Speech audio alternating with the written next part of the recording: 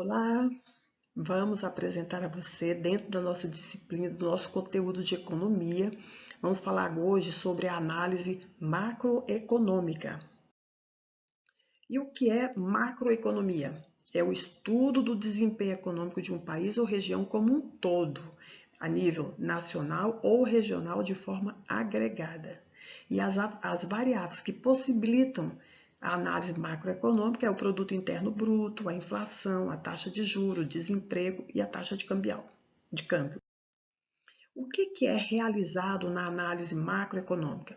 Então, ela observa os indicadores agregados, examinando variáveis que vão refletir o desempenho geral da economia.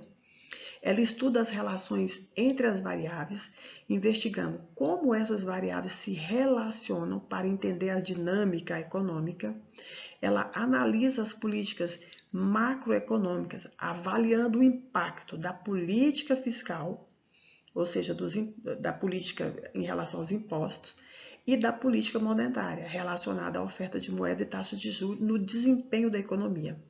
E ela também possibilita projeções de cenários futuros para a economia, auxiliando a tomada de decisão pelas empresas e governo. Por que é importante essa análise macroeconômica? Porque ela possibilita a tomada de decisões, ajudando o governo e a empresa a tomar decisões estratégicas. Ela auxilia o governo a formular suas políticas econômicas e ela possibilita uma compreensão maior do ambiente econômico, permitindo que as empresas, investidores e os cidadãos entendam as tendências e os desafios que a economia enfrenta. Quais são então as metas das políticas macroeconômicas?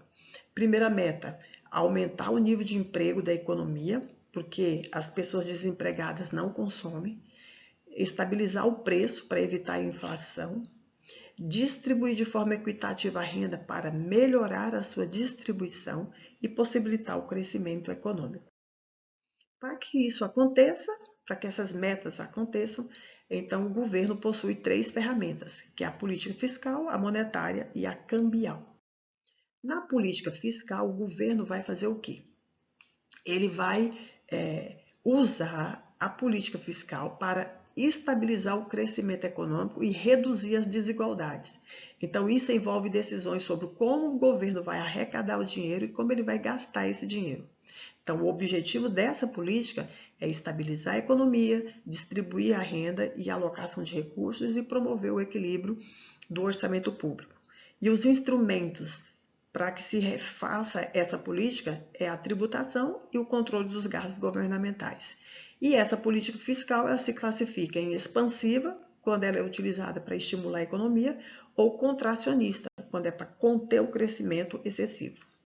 A segunda ferramenta é a política monetária, que é um conjunto de decisões por meio do qual o governo e suas instituições, que são os bancos, controlam a oferta de moeda na economia. Ou seja, isso é o custo e a quantidade de dinheiro no mercado. Será controlado pelo governo. Então, o objetivo dessa política é estabilizar a economia e evitar o superaquecimento econômico ou a recessão, controlar a inflação, garantir o crescimento econômico e manter a estabilidade do preço. E os instrumentos que utiliza-se nessa política monetária é a emissão da moeda, a compra e venda de títulos públicos, o redesconto, a taxa de juros Selic, o crédito e a taxa de compulsórios. E essa política ela também se classifica em expansiva, quando é utilizada para estimular a economia, e contracionista para desacelerar a economia. E a terceira ferramenta é a política cambial, que é um instrumento que o governo utiliza para definir o regime da taxa de câmbio e, ao mesmo tempo, regulamentar as operações de câmbio dentro do país. Isso vai afetar os preços dos produtos importados e exportados. Então, qual é o objetivo dessa política cambial? Equilibrar a taxa de câmbio para garantir a estabilidade da economia e promover o desenvolvimento econômico da nação. E o instrumento dessa política é a taxa de câmbio. E essa política ela se classifica numa política de câmbio flutuante, quando a taxa de câmbio é determinada de forma livre pelo mercado, A política de câmbio fixo, quando essa taxa de câmbio é determinada pelo governo. A política de câmbio administrativa ou flutuante sujo, quando ela é determinada de forma livre pelo mercado, mas o Estado pode intervir. E as bandas cambiais, quando o governo determina um teto máximo e mínimo para a taxa cambial. E quais são os indicadores econômicos? Então, os indicadores econômicos são aqueles indicadores que vão possibilitar analisarmos a situação econômica atual e vai servir para que tendências de curto prazo em relação à economia possam ser realizadas. Então, o objetivo desses indicadores econômicos é auxiliar no processo de tomar de decisão. E quais são eles?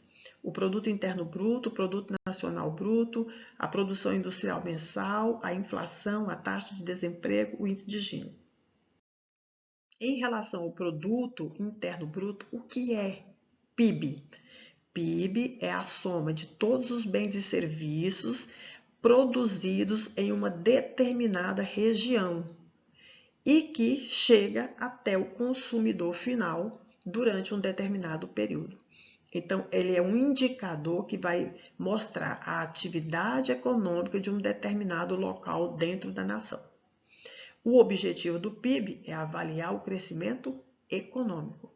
E nós temos o PIB monetário ou nominal, que refere-se à conversão dos valores produzidos em preços correntes.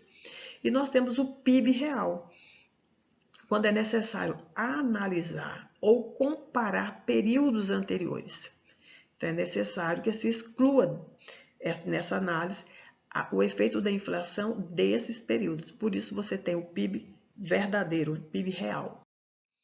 Já o Produto Nacional Bruto é o quê? É um outro indicador que vai medir o valor total de todos os bens produzidos por residentes de um país, tanto dentro do país quanto no exterior.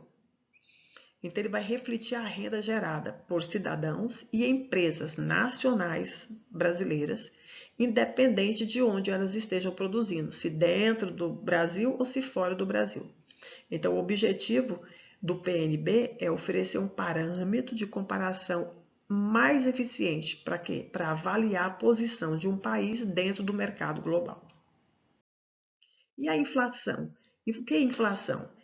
A inflação é o aumento contínuo e generalizado dos preços de bens e serviços. E isso vai gerando o quê? Perda no poder de compra da moeda. Aí o governo tem que desenvolver, tem que analisar esse indicador para tomar decisões no que se refere ao consumo, ao investimento e à política monetária. E o que provoca a inflação?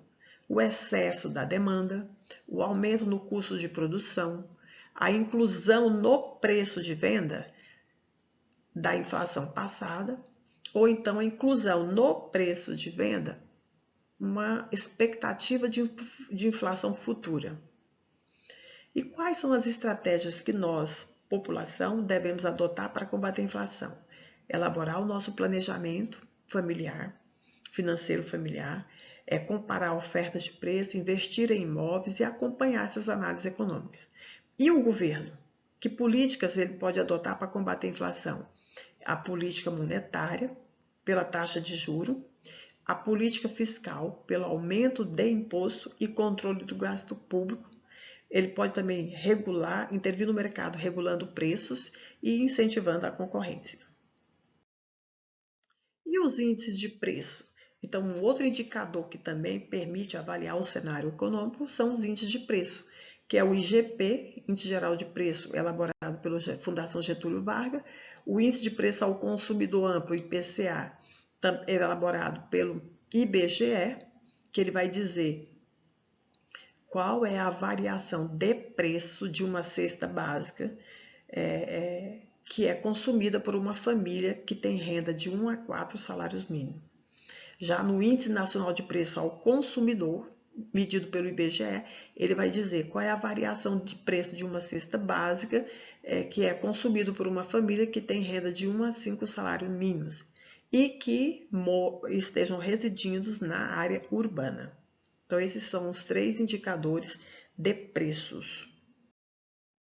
E o índice de Gini e a taxa de pobreza, o de Gini, ele vai medir a desigualdade na distribuição de renda, enquanto que a taxa de pobreza vai dizer qual é a proporção de população que estão vivendo abaixo da linha de pobreza.